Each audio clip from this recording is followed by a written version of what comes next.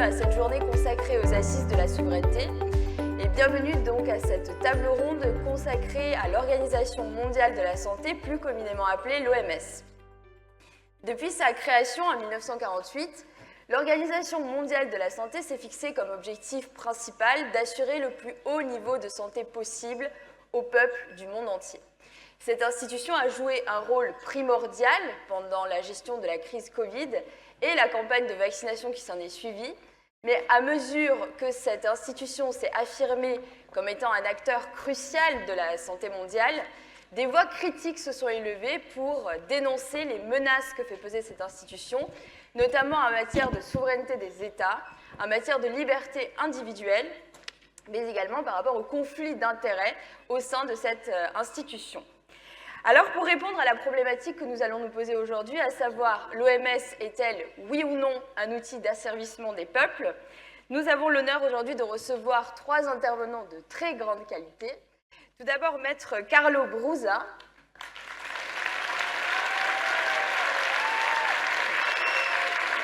Plus fort, plus fort. Merci.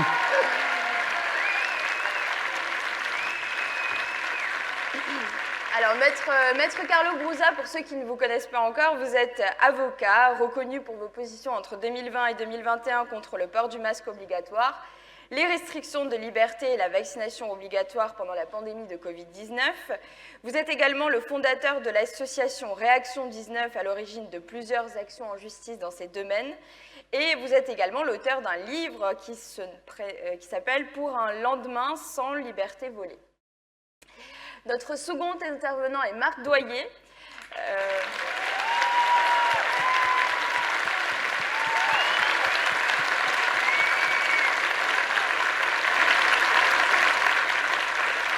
Alors, Marc Doyer, vous êtes le porte-parole de Verity France et lanceur d'alerte. Vous êtes victime et membre de famille de victimes des effets secondaires du vaccin contre le Covid-19.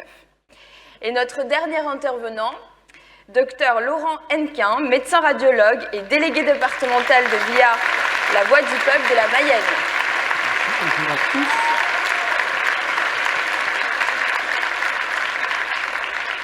Vous êtes également membre du bureau politique de VIA, la Voix du Peuple, et vous êtes chargé plus spécialement des problèmes de santé et de bioéthique.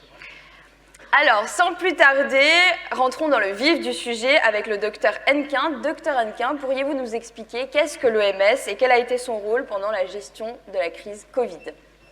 Alors, l'OMS, si vous arrivez à me dire quel est le rôle que l'OMS a joué dans la crise Covid, ben je vais vous répondre, je n'en sais rien, parce que nous avons vécu quand même depuis plusieurs années une période de délire où plus personne ne comprenait plus rien à rien. Et donc, j'aurais du mal à vous répondre directement. Alors, l'OMS, au départ, c'était une super idée, mettre en commun les connaissances médicales, avoir des statistiques qui permettent de dégager des périls épidémiques, des maladies, mettre en commun pour tous les pays du monde une somme de connaissances, des systèmes d'alerte. Bien sûr, on ne peut que plaider en faveur de l'OMS telle qu'elle a été conçue en 1948, à l'issue de la formation de l'ONU. En fait, je crois que les prémices de l'OMS étaient déjà avant, à l'issue de la grippe espagnole qui a fait 60 millions de morts dans les années 1918-1919. Il y avait déjà une ébauche, on s'était dit, est-ce qu'il ne faut pas mondialiser nos connaissances médicales? Et pourquoi pas, c'était pas une idée idiote.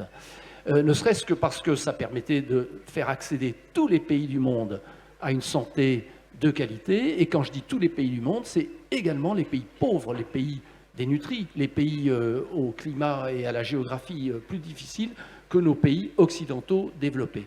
Donc au départ, c'est une bonne idée et un parti comme VIA, la Voix du Peuple, ne peut que plaider pour l'OMS dans ces cas-là, parce que le VIA a dans son ADN, c'est le souci du plus pauvre et le respect de la dignité humaine. Le problème, c'est que l'OMS a montré bien sûr des dérives. Il y a le problème du mondialisme. Est-ce qu'il faut vraiment adapter des solutions de santé à tous les pays du monde alors que la géographie, la nutrition, la culture, le climat politique sont complètement différents d'un pays à l'autre. Donc je ne pense pas que le mondialisme de l'OMS soit une bonne chose. Et puis vous avez parlé de la corruption, bien entendu. L'OMS était autrefois financé par les 193 ou 194 États membres. Mais les financements se sont modifiés depuis une vingtaine d'années.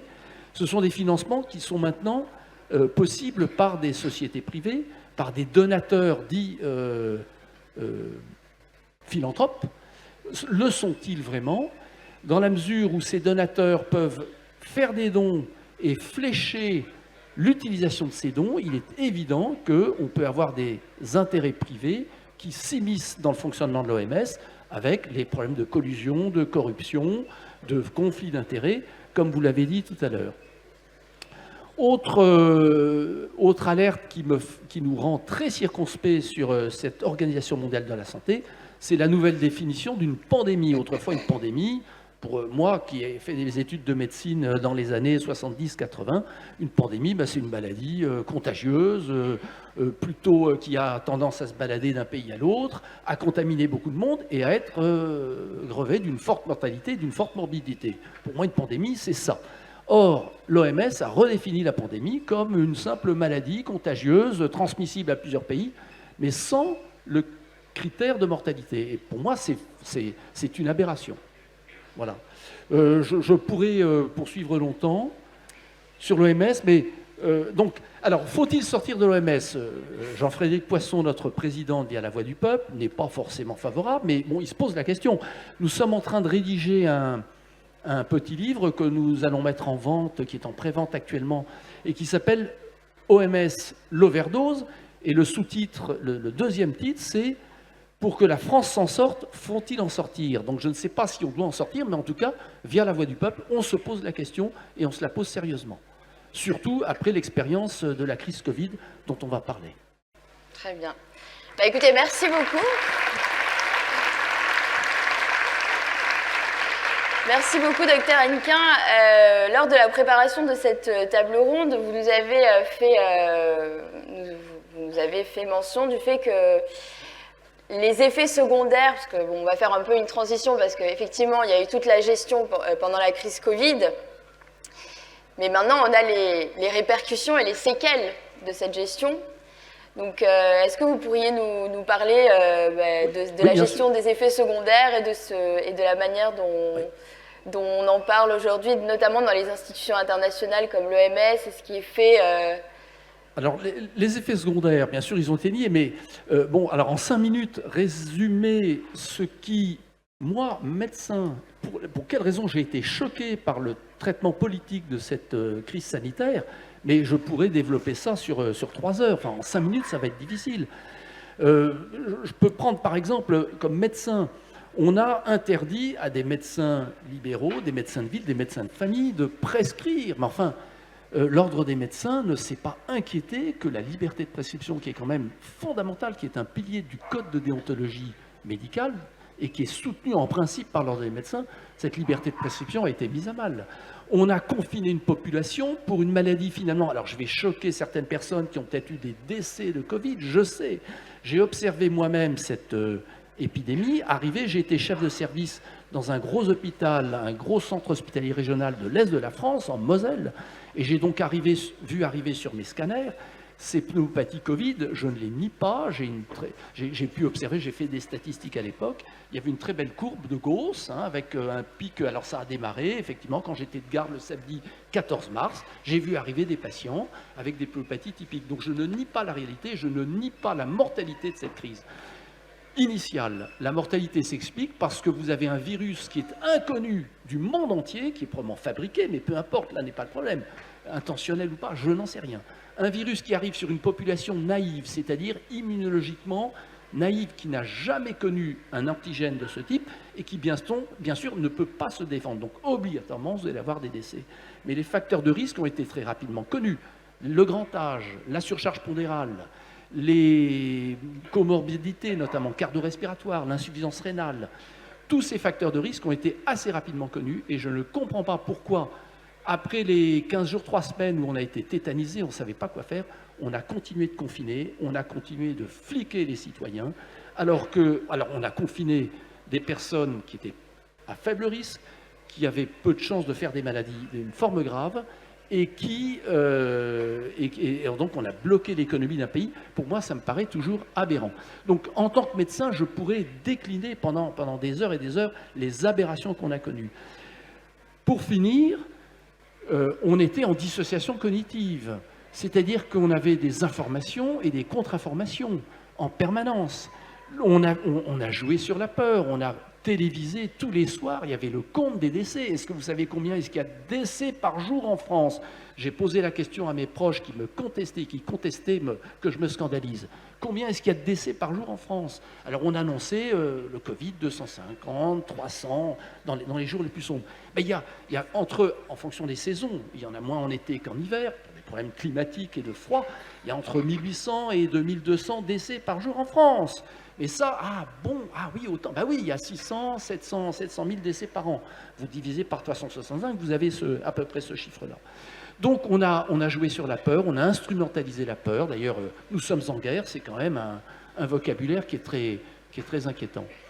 Et donc cette dissociation cognitive, et j'en finirai par là, est-ce que quelqu'un pourrait me dire aujourd'hui, s'il fallait, je n'en sais rien moi-même, est-ce qu'il fallait boire ce café debout ou assis?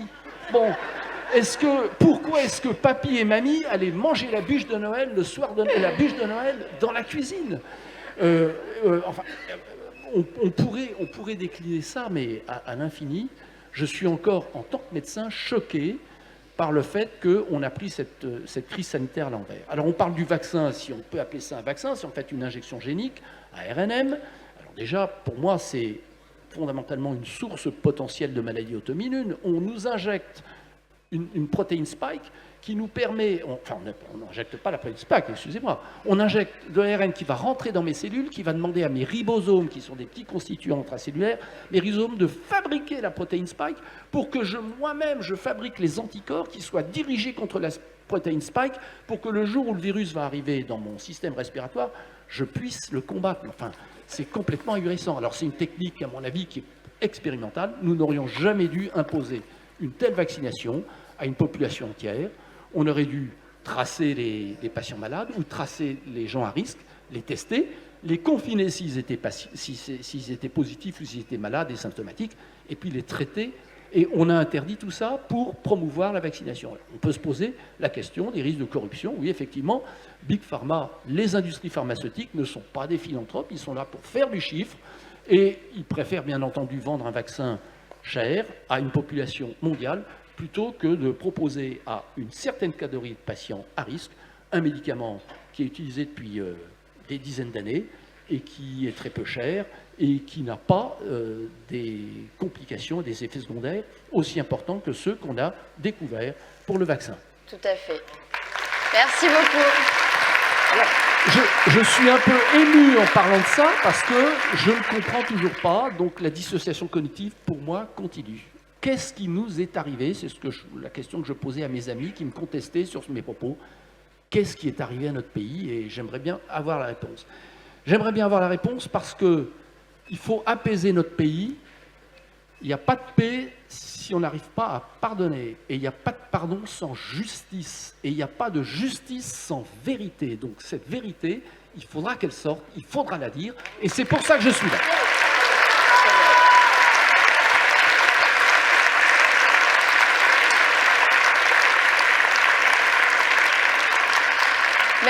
Merci beaucoup Dr Hennequin. Vous nous avez parlé effectivement de la vérité qu'on attend toujours du coup sur la gestion de cette crise Covid, et vérité qu'on attend également sur les effets secondaires comme je le mentionnais notamment car l'OMS encore aujourd'hui n'a quasiment pas changé de point de vue en fait sur ces questions. Vous savez, en préparant cette table ronde, du coup, je suis allée voir sur le site de l'OMS pour voir sur leur position sur les effets secondaires, parce que c'est une rétrospective de la crise qui est maintenant terminée, et pour voir si leur position avait évolué. Eh bien, pas du tout. Alors qu'on en entend de plus en plus parler dans la presse étrangère, notamment des myocardites, des péricardites, des turbocancers, enfin tout ce qu'on connaît. Et tenez-vous bien, donc sur le site de l'OMS, on peut toujours lire la chose suivante. Les vaccins contre la Covid-19 sont sans danger. Et se faire vacciner permet de se protéger contre les formes sévères de la Covid-19 et d'éviter de mourir de cette maladie. Il est possible de ressentir quelques effets indésirables d'intensité légère après avoir été vacciné. Ce sont là des signes indiquant que notre organisme est en train de créer une protection. Donc voilà, pas un mot sur les effets secondaires, pas un mot sur la rétrospective qu'on vient de faire de la gestion de cette pandémie. Et pourtant, ces effets secondaires existent. Aujourd'hui, donc, nous avons la chance de recevoir Marc Doyer. Marc Doyer, est-ce que vous pouvez nous raconter votre histoire, car vous avez été directement touché par ces effets secondaires dans votre famille, et nous expliquer votre combat aujourd'hui? Oui, bonjour à toutes, bonjour à tous. Alors,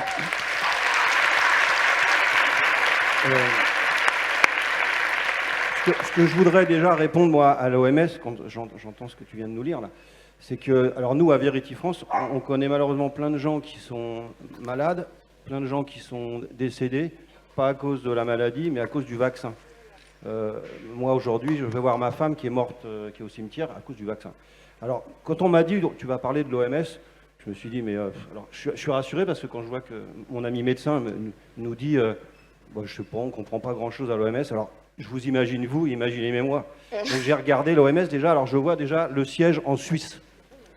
Donc déjà, je me dis, tiens, c'est bizarre, un truc normalement qui est pour sauver le monde, mais c'est quand même déjà dans un pays où c'est juste, il y a une pompe Afrique, quoi, on le sait tous. Et puis alors après, j'ai été regarder un petit peu, et puis on s'aperçoit que les financements, il y a plein de milliardaires, dont un milliardaire, je ne vais pas le citer parce que je ne voudrais pas lui faire de la pub, mais vous le connaissez, vous savez, c'est celui qui a commencé par nous faire des petits ordinateurs, là. Et puis vous vous rendez compte que le même milliardaire, il a aussi des intérêts dans les labos. Donc je veux dire, tout est dit. C'est-à-dire qu'on s'aperçoit que finalement, c'est un beau petit commerce. C'est-à-dire que ça va directement du producteur au consommateur, mais dans leur poche à eux. Alors nous, qu'est-ce que ça donne pour nous dans notre quotidien?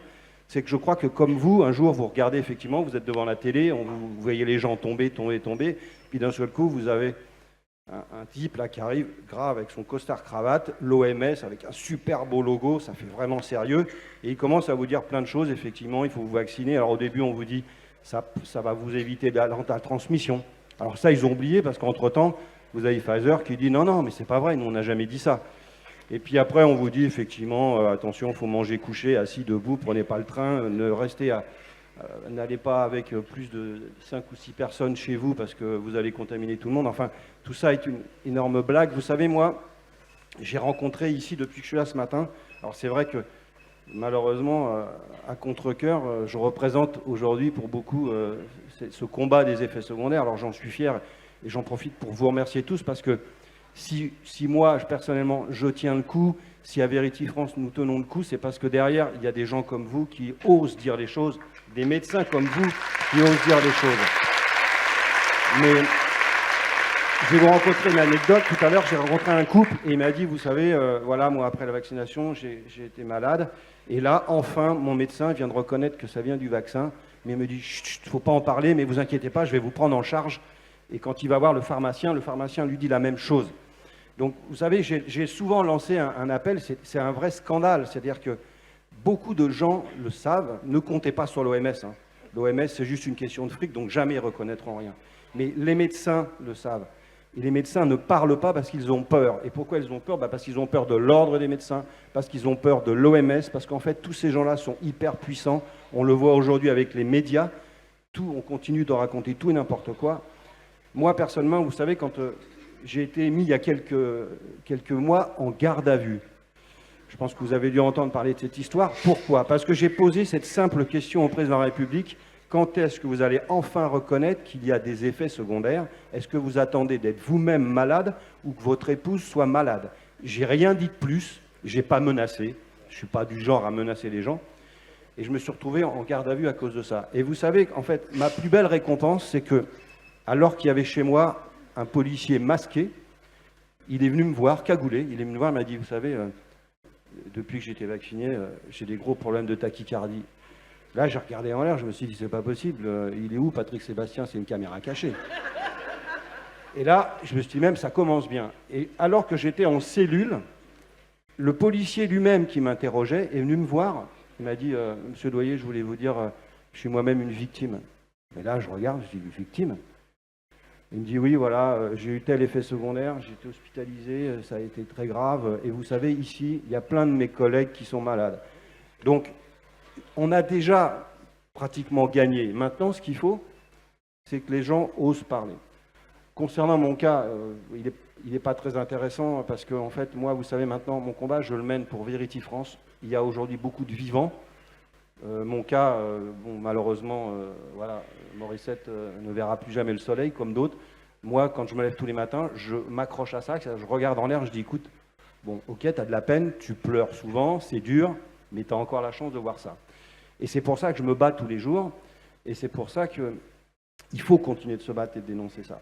Maintenant, l'OMS, je ne suis pas spécialiste, je pense que Carlo nous en dira un peu plus, mais à partir du moment où effectivement les gens, c'est pas indépendant en fait, c'est un organisme qui est, de ce que j'en ai vu, est dépendant. Et je pense que pour moi, à mon sens, il faudrait que les financements soient uniquement des financements d'État, qu'il n'y ait pas du tout de financement privé, qu'au-dessus de tout ça, il y ait un organisme de contrôle. Mais ça, c'est valable, je pense, dans de nombreux domaines. Aujourd'hui, on s'aperçoit que quand même, notre monde est corrompu dans de nombreux domaines. Voilà. Sauf que là, ça touche la santé. Et si maintenant, je sais bien une chose pour l'avoir vécu en direct, c'est qu'en fait, ces gens-là ne nous soignent pas par bonté d'âme. Ils nous soignent uniquement parce que ça rapporte du pognon. Et un jour, j'ai posé la question à André Berkoff, que j'aime beaucoup, parce que moi, vous savez, comme vous, en fait, je pensais que ces gens-là étaient là pour mon bien, pour notre bien. Et je lui dis, mais André, mais pourquoi, c'est quoi la raison de tout ça? Pourquoi avoir menti? Pourquoi avoir fait ça? Il m'a dit, mais Marc, vous savez, avec sa voix extraordinaire, mais c'est pour l'argent. Donc voilà, je ne sais pas quoi vous dire d'autre, si ce n'est que nous, maintenant, à Verity France, on commence à engager de plus en plus des procédures. Moi-même, j'ai une procédure qui est en route et j'espère avoir un dénouement au mois de décembre contre Pfizer. Donc voilà, après, encore une fois, ne comptons pas sur ces organismes. De toute façon, je suis désolé de vous le dire, c'est juste pourri. Voilà, c'est tout. Merci Marc. On peut l'applaudir très fort, je pense.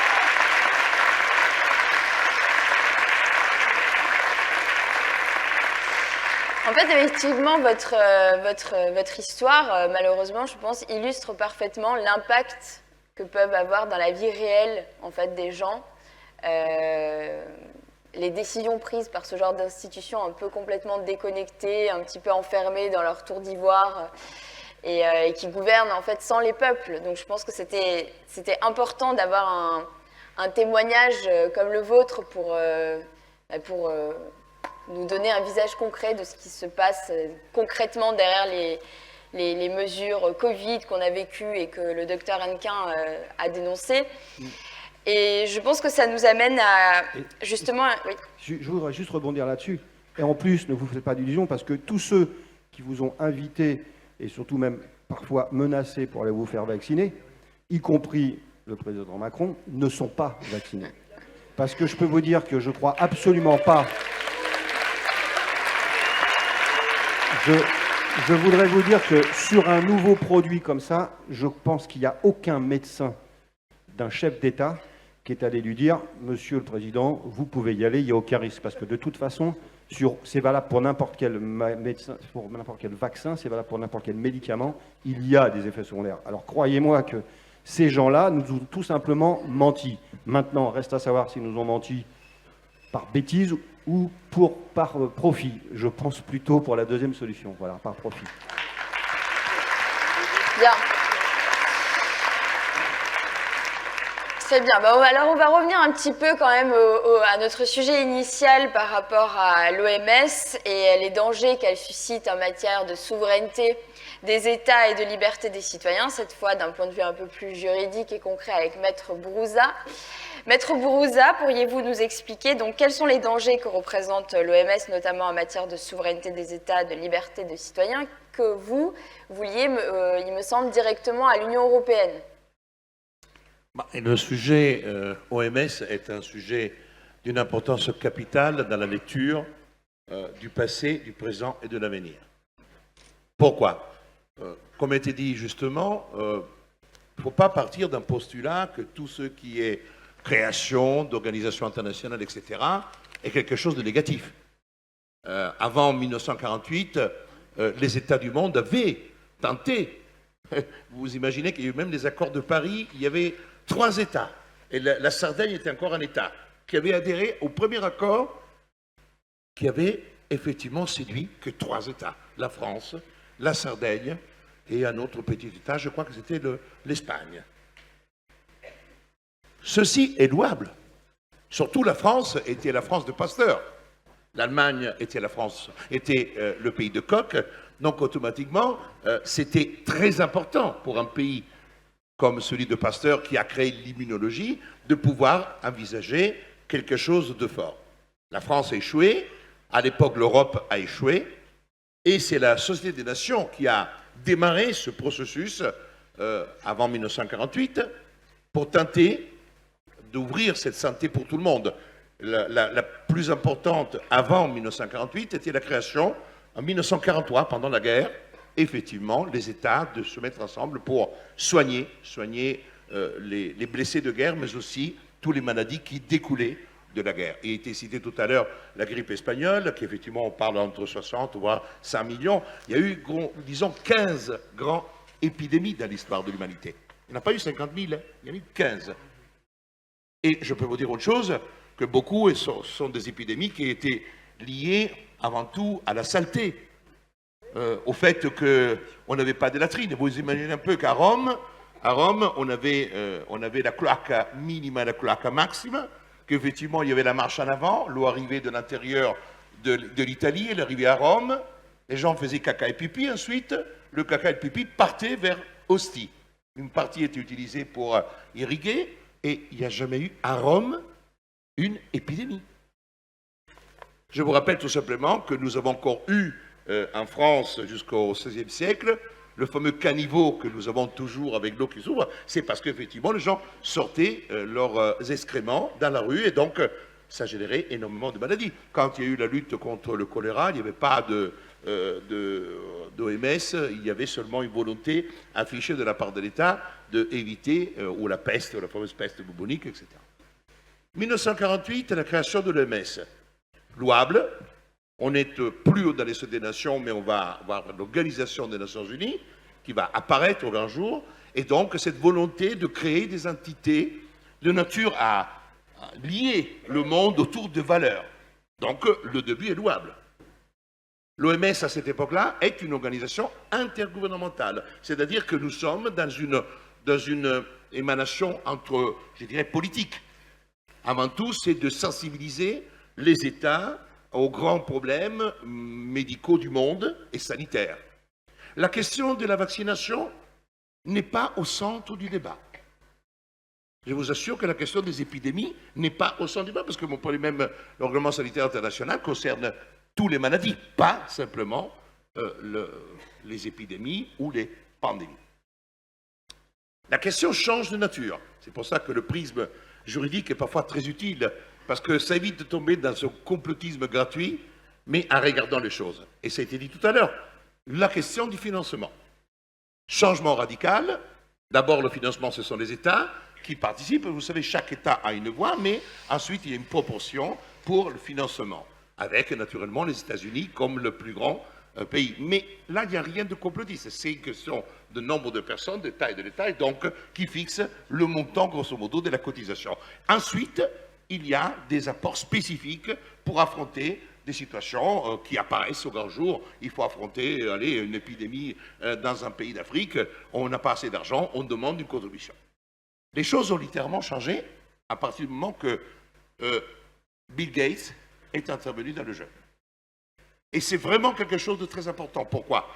Parce qu'il ne s'agit pas simplement du financement de l'OMS.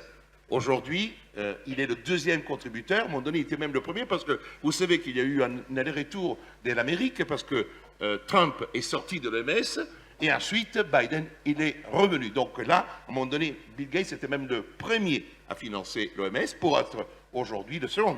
On est grosso modo à 800 millions d'euros, les États-Unis 1,2 milliard.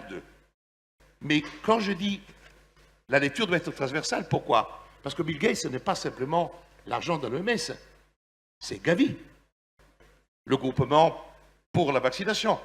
C'est la mise en œuvre de tous les processus que nous avons aujourd'hui au niveau international pour la préconisation du vaccin. Or, le parallélisme est clair. Quand Bill Gates avait créé ses ordinateurs, le premier des soucis de Bill Gates, ce n'est pas vendre les ordinateurs, c'est de construire quelque chose qui était la plus belle des vaches à lait. C'était quoi? Ben, c'était l'antivirus. Plus, parce que l'ordinateur, tu le vends une fois, le programme, tu le vends une fois, mais les antivirus pour lutter contre le virus. Donc, il avait trouvé la vache à lait. Je vous rappelle que les antivirus, c'était Microsoft lui-même qui les fabriquait. Il les produisait parfois même avec des entités dont il contrôlait le capital. Donc, comme tous les grands du monde de l'industrie, comme Rockefeller au début du XXe siècle, il passe de l'industrie pétrolière à l'argent dans la pharmaceutique. Pourquoi? Mais je le disais tout à l'heure à une dame patriote. On a un marché merveilleux. C'est le marché de l'humanité. iPhone, on en vend beaucoup. Microsoft en vend. Mais qu'est-ce que est le marché le plus important au monde? C'est le marché de la santé. Parce que 6-7 milliards d'êtres humains sont la cible potentielle. On revient à l'argent. À partir de ce postulat, tout se met en cause. Tout se remet en cause. Pourquoi?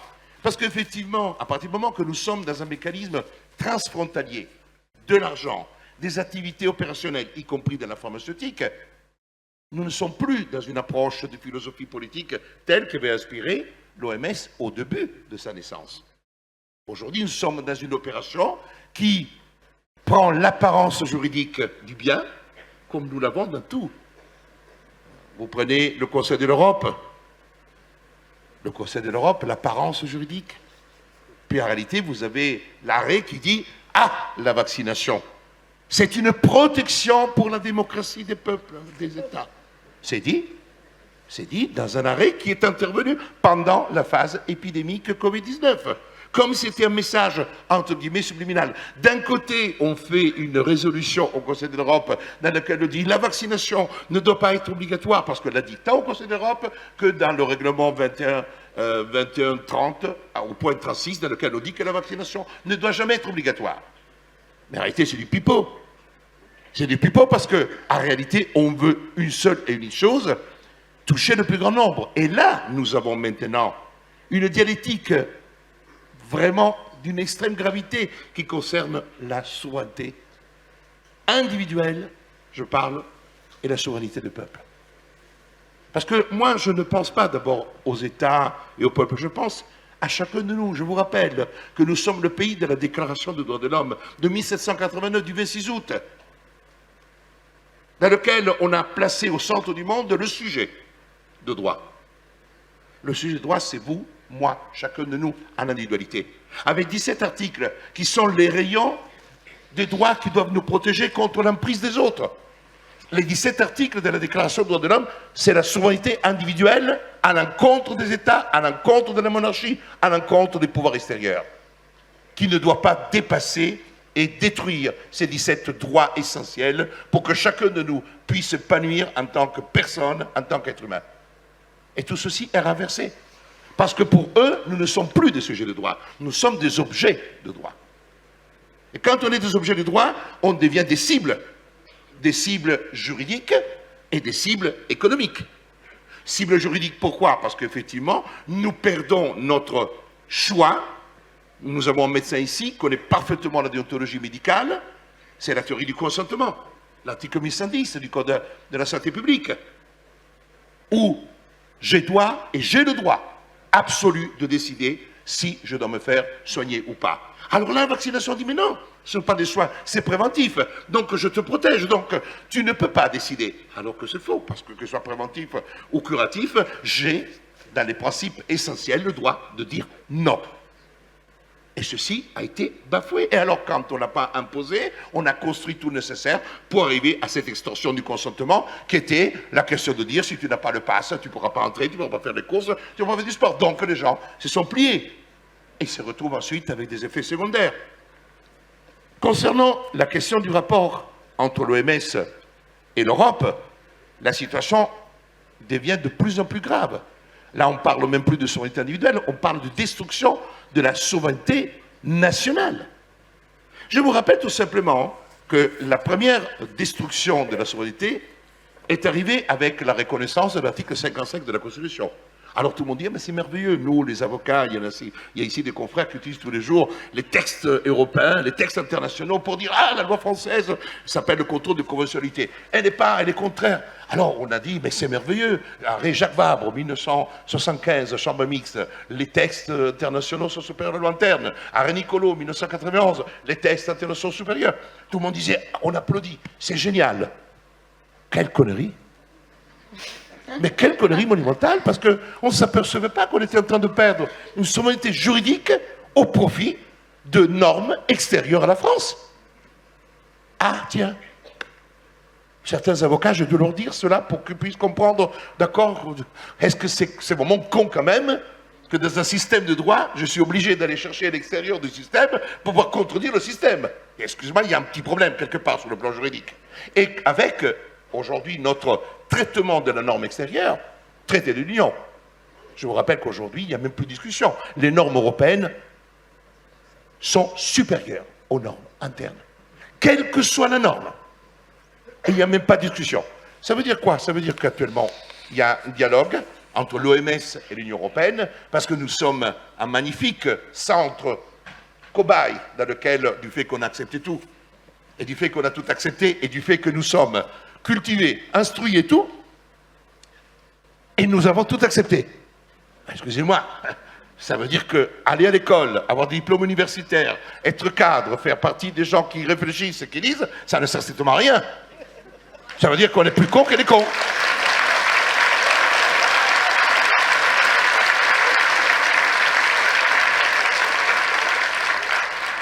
Et moi, je suis content d'avoir croisé lors des manifestations des gens qui n'avaient pas de diplôme, mais qui utilisaient leur cerveau, qui utilisaient leur esprit critique.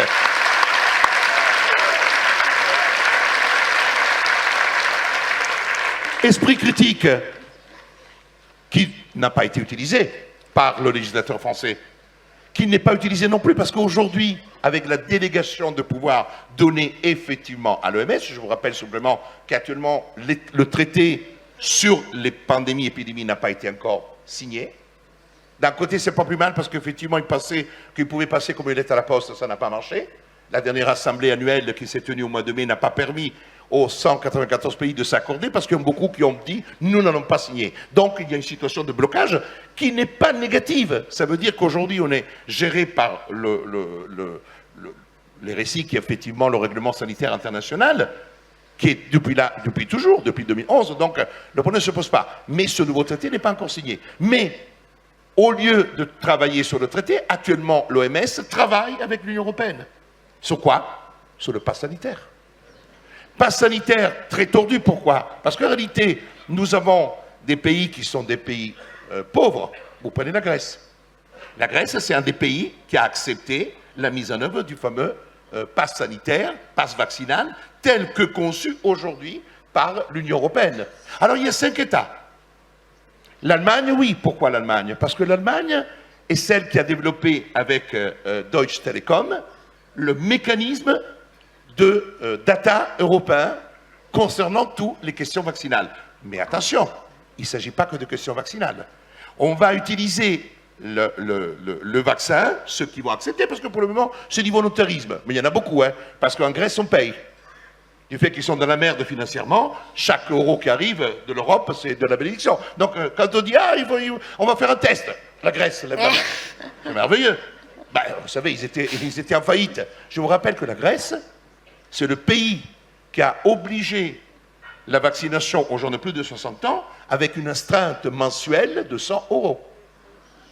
Je vous le rappelle, parce que, bien sûr, ces choses-là, dans les mainstream, on ne le dit pas, mais on est arrivé à ce point-là.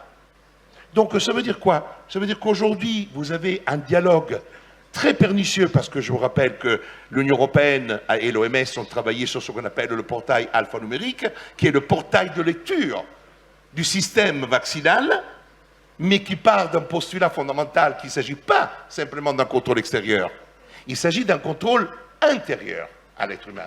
Ça veut dire qu'aujourd'hui, on teste à travers la vaccination le rassemblement de toutes les informations qui vont bien au-delà de la question sanitaire.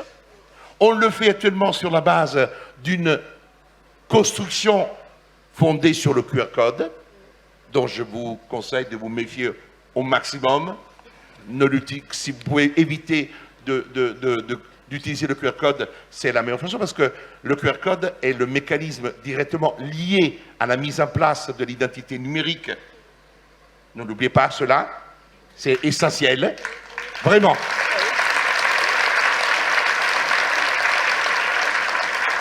Mais ça, c'est une phase transitoire. Parce que sans tomber dans le complotisme, et là je le dis en tant qu'avocat et en tant que président de 79, nous avons travaillé sur la question alphanumérique et sur la question des nanoparticules. Le but, de toute façon, est d'arriver à un moment ou à un autre à un contrôle intrinsèque de la personne. Pourquoi? Parce que si j'ai tout sur mon téléphone, je le prends, je le fous dans la Seine. Je le fous dans la Seine et pendant un moment, je me sens libre. Mais quand vous avez une nanoparticule qui était montée à l'intérieur, vous ne pouvez pas vous jeter. Pour mourir, vous vous jetez-vous à la Seine, mais pas la nanoparticule. Et là, ça sert. Et tous les brevets déposés aussi avec l'accord de l'OMS, parce que l'OMS participe à travers quoi? À travers Bill Gates, parce que Bill Gates est directement lié au système du portail alphanumérique, et directement lié. Et les dernières sorties de Bill Gates par rapport aux informations vaccinales est de créer une intelligence artificielle de nature à enlever tous les commentaires qui s'opposent au vaccin, quel que soit le vaccin. C'est terrifiant. C'est terrifiant parce que nous sommes quand même au cœur. Au cœur de quoi? De trois choses essentielles. C'est qu'aujourd'hui, la liberté d'expression, qui est une composante de l'être humain, est bafouée en France, bafouée en Europe. Vous en avez la manifestation là. Et au niveau de l'OMS, pareil. Parce que l'OMS, dans ses mensonges, je parle des effets secondaires, je termine. Premier point, effets secondaires. Je suis juriste, je ne suis pas médecin. Simplement, annexe 1 sur les effets secondaires de Pfizer. Avant octobre 2023, le vaccin peut provoquer des myocardites et des péricardites bénignes. Mois d'octobre 2023, changement de l'annexe 1. Des myocardites et des péricardites ont été constatés et des issues fatales ont été relevées. Et le mot a été remplacé, on a remplacé mortel par fatal. Ça veut dire quoi? Que quand vous avez un vaccin, indépendamment de tous les autres effets, qui dit de manière très claire que de toute façon il y aura quelqu'un qui va mourir, ça s'appelle la roulette russe. Vous avez une balle dedans, vous tournez, il y en a un qui l'a pas, et puis à un moment donné, la balle va tomber. Il y aura quelqu'un qui va mourir. Ensuite, sur la connaissance du produit, je vous rappelle simplement que dans tous les contrats que Pfizer, avec l'approbation de l'OMS et de l'Union européenne, ont été signés avec les États, Canada, 26 octobre 2020. Afrique du Sud, 31 mars 2021. Albanie, 30 mai 2021. Article 5.5. Le fabricant demande aux consommateurs, c'est-à-dire ce sont les États qui ont signé, de reconnaître qu'au moment où il achète le produit, il ne connaît pas son efficacité et il ne connaît pas les effets secondaires. Il ferait con d'aller acheter une tondeuse à gazon qui ne peut pas tondre son gazon.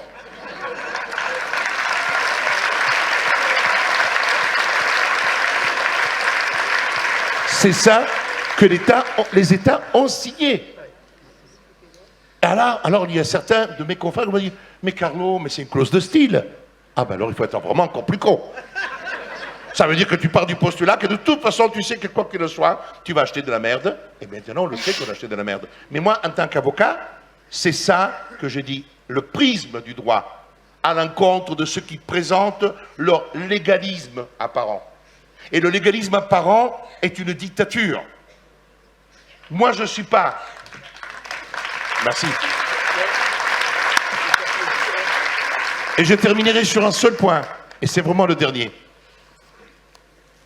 J'ai souvent parlé d'Antigone, et même aujourd'hui, je veux le rappeler, que lorsque Créon va prendre son édit en interdisant aux frères d'Antigone d'être inhumés à Thèbes, Antigone dit, toi, tu as le pouvoir. Tu peux prendre ton édit en interdisant à mon frère d'être inhumé à Thèbes. Le problème qui se pose, c'est que ton édit contredit le droit naturel, qui est le droit pour chacun d'être inhumé dans sa vie natale, peu importe qu'il ait combattu contre toi. Ça veut dire toujours qu'aujourd'hui, on peut faire de la politique, nous pouvons faire de la philosophie, mais le seul rempart, et je le dis avec force, parce qu'entre Robinson Crusoe et Vendredi, il y a une seule chose qui leur permet de vivre ensemble. Ce n'est pas la loi, c'est le droit. Ça a été cette capacité aux deux de trouver la norme qui leur permet de vivre ensemble. Donc c'est le droit qui nous permet de combattre les absurdités des textes légaux, les absurdités parce que la souveraineté à l'état actuel de choses, on peut sortir, mais ça ne changera rien. Parce qu'à partir du moment qu'il y a un traité, et ce traité a été signé, ce traité s'applique dès lors qu'il est ratifié et publié. Et voilà la réalité juridique qu'aujourd'hui nous subissons par ces entités qui ont effectivement détruit et détruisent jour après jour notre souveraineté individuelle, mais aussi notre souveraineté publique et la France avant tout. Merci. Bravo. On peut applaudir très fort, Maître Brouza. Merci, merci beaucoup.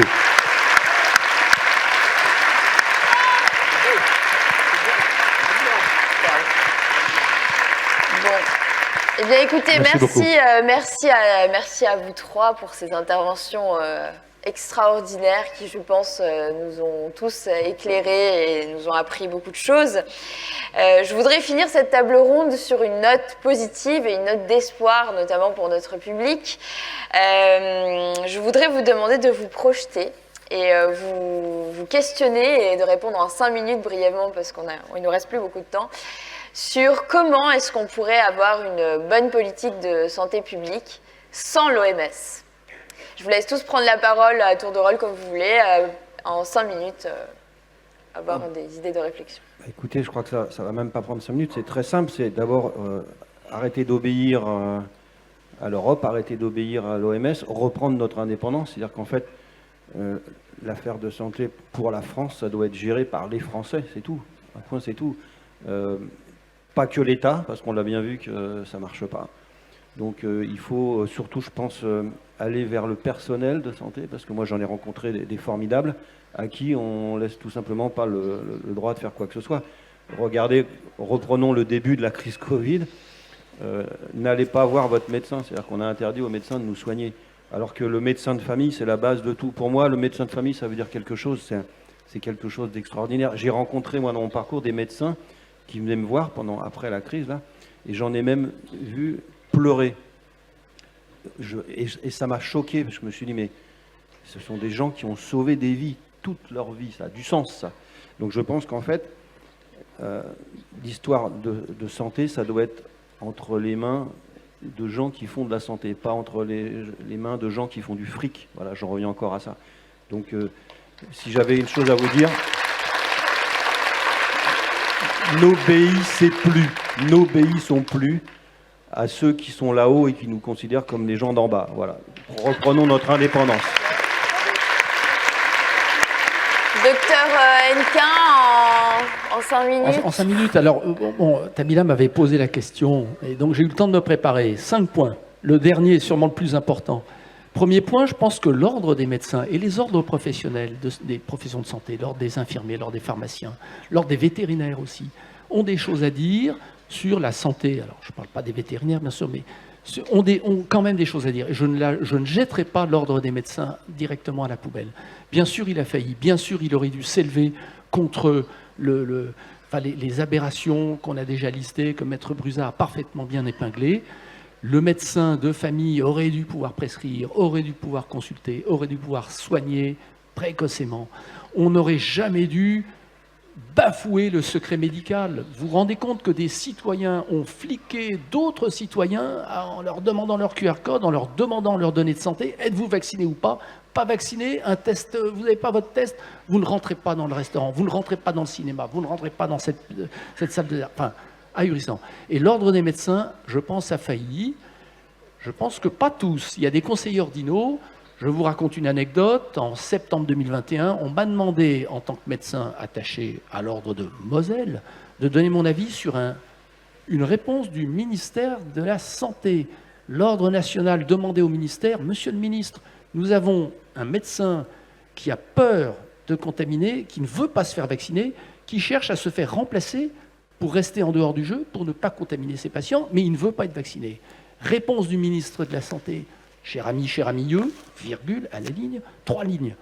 Ce médecin n'étant pas vacciné, virgule, n'est donc plus en condition légale d'exercice, point à la ligne, il n'est donc pas habilité à se faire remplacer.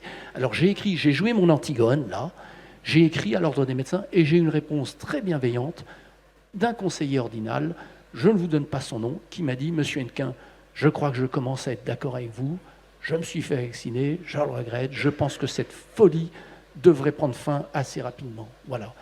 Alors l'ordre des médecins, je pense qu'il ne faut pas le jeter à la poubelle. Deuxièmement, réarmer nos hôpitaux. Alors pour réarmer nos hôpitaux, je ne parle pas de l'hôpital public forcément, il faut également compter sur la médecine libérale. J'ai été radiologue libéral pendant 20 ans, j'ai été ensuite chef de service dans le public d'un gros service, d'un gros centre hospitalier, je sais comment on travaille dans le public. Et il y a des gens valeureux et de très bonne qualité dans les deux secteurs. Donc réarmer nos hôpitaux, ça suppose payer des lits, payer du matériel, payer des médicaments, payer du personnel, bien sûr. Hein, c'est le personnel qui est finalement le facteur limitant. Et pour ça, il faut de l'argent, il faut orienter, c'est une orientation politique, il faut faire de la politique, effectivement. Réarmer nos hôpitaux. Troisième point, je crois, oui, Quatrième point, non, j'en suis à 3. Réindustrialiser. Enfin, il n'est pas possible, il n'est pas pensable qu'on ne puisse pas fabriquer nos propres médicaments, des médicaments pas chers, des médicaments génériques. Il faut qu'on puisse... Et je parle du médicament, mais ça, c'est dans le domaine de l'énergie, dans le domaine de l'industrie. Bien entendu, on a désindustrialisé notre pays, et à commencer par notre santé française, qui était la première du monde, selon le classement de l'OMS en l'an 2000, on est maintenant 26 ou 27e. Quatrième point, fuir comme la peste ou fuir comme le Covid. Vous avez remarqué que les complotistes parlent du Covid et puis ceux qui sont plutôt pro-gouvernementaux de la Covid. Hein, c'est assez marrant. Donc, fuir comme la peste, la financiarisation. Je vous mets en garde, la financiarisation est en train de toucher notre système de santé et est en train de mettre à mal notre souveraineté. Qu'est-ce que c'est que la financiarisation? Vous avez un gros groupe, français ou étranger, peu importe, financier, qui est là pour faire du chiffre. On a vu le scandale Orpea dans les maisons de retraite. Ben, c'est la même chose. Vous avez des grands groupes qui rachètent des pans de la santé, de la médecine en France, qui est une médecine rentable. Je pense à l'ophtalmo, les biologistes, les radiologues sont touchés, enfin, sont menacés par ça. Ça veut dire qu'un grand groupe va imposer un système de santé qui sera rentable. Donc les maladies rares, les maladies orphelines, certains patients ne seront pas traités et on donnera le privilège, on privilégiera certains types de malades ou certains types de... Et ça, c'est un danger, la financiarisation. Et il n'y a pas que dans la santé, bien sûr. Regardez la vente d'Alstom, regardez... Enfin, on brade nos capacités de... Bon, je fais vite, le 5e point, c'est le plus important, mais je vais vous le faire en direct. J'ai son 06... Allô Michel, oui Michel, félicitations pour ta nomination, mais oui, alors ton gouvernement, t'arrives à le former? Alors écoute, pour le ministre de la Santé, bah écoute, moi je m'appelle Laurent Hennequin, j'ai sûrement des très bonnes idées à te...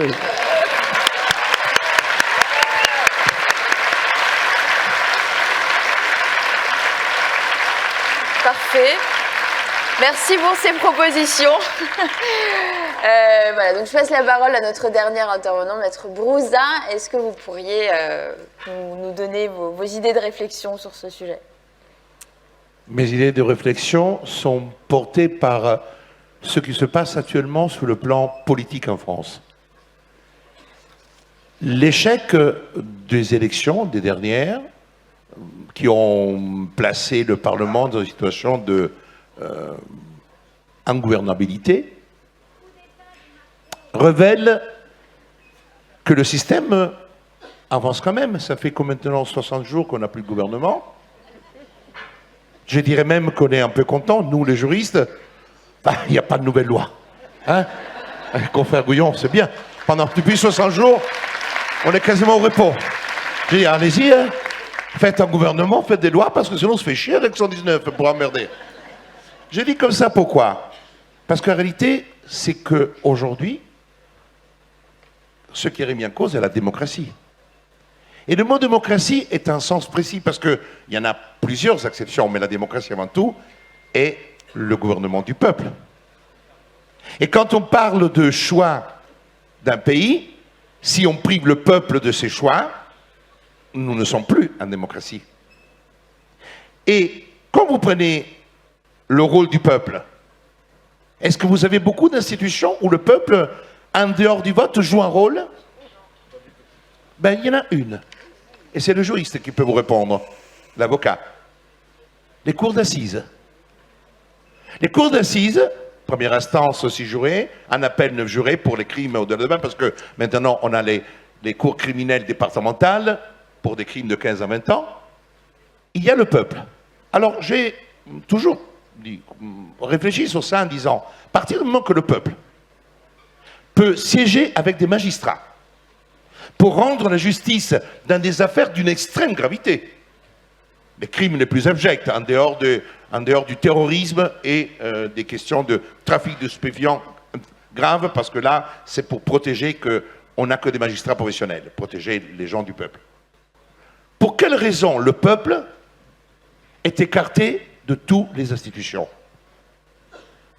Vous prenez ce qui se passe actuellement pour C8, l'ARCOM, entité, bras armé du pouvoir pour empêcher à une chaîne de poursuivre, ça veut dire, peu importe on puisse aimer ou pas aimer Hanouna. Mais pour revenir à la santé, nous avons quand même des organisations. La France est un des pays, structurellement parlant, le plus organisé en termes de sécurité du médicament, académie de médecine, etc. Ordre, effectivement, comme a été dit. Mais il n'y a rien de démocratique, tout ça. On est dans un entre-soi. Un entre-soi élitiste. Le fameux élitisme que Platon voit dans la République. Ce sont les élites qui gouvernent. Il y a les chevaliers et ensuite le peuple. En réalité, dans la République platonicienne, le peuple est absent aussi. Et nous sommes dans cette République-là. Alors, si nous voulons retrouver... Moi, je ne dis pas qu'ils sont tous pourris. Il y a énormément de personnes honnêtes. Le seul problème, c'est que quand tout est entre les mains et une verticalisation qui part du président, parce que la Constitution de 1958 est une constitution monarchique qui était celle qu'on avait envisagée pour Charles X, il ne faut pas l'oublier.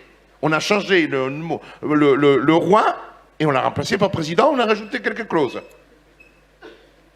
Pour éviter qu'effectivement le peuple puisse interférer, pour éviter ce qui se passait pendant la 4e ou la 3e République. Donc, création d'un organisme qui puisse avoir le peuple présent, mais un peuple qui soit mis dans des institutions par tirage au sort. Parce que le tirage au sort est extrêmement démocratique. J'ai longuement discuté avec Étienne Chouard, que j'apprécie énormément. Merci. Je termine. Parce que c'est une des grandes discussions. C'est-à-dire que lui, il est pour une constituante, etc. Moi, j'ai dit, mais glissons, battons-nous pour glisser du peuple dans les institutions. Et déjà, certains magouilles. Pour quelle raison, au Conseil constitutionnel, il n'y a pas de gens du peuple qui auraient pu siéger et éviter les magouilles fabusiennes? Et il s'agit des décisions de santé. Parce qu'effectivement, nous avons attaqué, mon confrère Guillon a attaqué devant le Conseil d'État, il a tout fait, mais rien à faire. Circuler, rien à voir.